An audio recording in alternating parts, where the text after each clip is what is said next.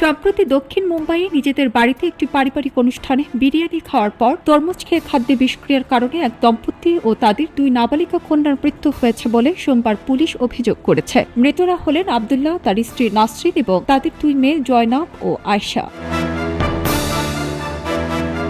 Police সূত্র জানায়, গত 25 এপ্রিল জেজে মার্গের বাসভবনে একটি পারিবারিক মিলন মেলার আয়োজন করে আব্দুল্লাহর পরিবার। সেখানে আরো 5 জন অতিথির সঙ্গে প্রধান খাবার হিসেবে বিরিয়ানি খেয়েছিল তারা এবং অতিথিরা চলে যাওয়ার পর তরমুজ খায়। এরপরই বমি ও মাথা ঘোরা শুরু করে। পরে ওই দম্পতি ও শিশুদের প্রথমে একটি বেসরকারি হাসপাতালে নিয়ে যাওয়া হলেও তাদের অবস্থার অবনতি হলে জেজে হাসপাতালে স্থানান্তর করা হয়, যেখানে রবিবার তারা সবাই মারা যান। তবে অদ্ভুত বিষয় হলো, যারা শুধু বিরিয়ানি খেয়েছিলেন তাদের কারো কিছুই হয়নি। এ ঘটনা ইতিমধ্যে ময়নাতদন্ত সম্পন্ন হয়েছে। চূড়ান্ত কারণ জানতে অপেক্ষা করা হচ্ছে হিস্টোপ্যাথোলজি রিপোর্টের। তাই প্রশ্ন উঠছে, বিরিয়ানি খাওয়ার পর তরমুজ খাওয়াই কি মৃত্যুর কারণ? এ বিষয়ে জনস্বাস্থ্যবিদ ও ডাক্তাররা বলছেন, বিরিয়ানি আর তরমুজ একসাথে খেলে কোনো সমস্যা হয় না। এ দুটি খাবার একসাথে খেলে সমস্যা হওয়ার কোনো বৈজ্ঞানিক প্রমাণও নেই। তবে কাটা ফল যদি দীর্ঘ সময় খোলা থাকে বা দূষিত হয়, তাহলে সেখানে ব্যাকটেরিয়া জন্মাতে পারে, যা মারাত্মক ফুড পয়জনিং এর কারণ হতে পারে।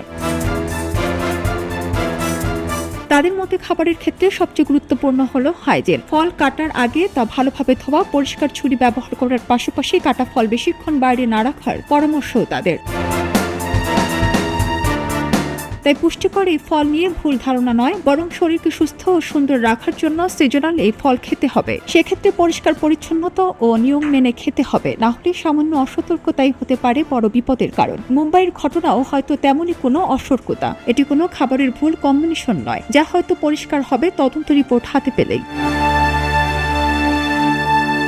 খবরের কাগজ, নিখাত, নির্ভীক, নিরপেক্ষ।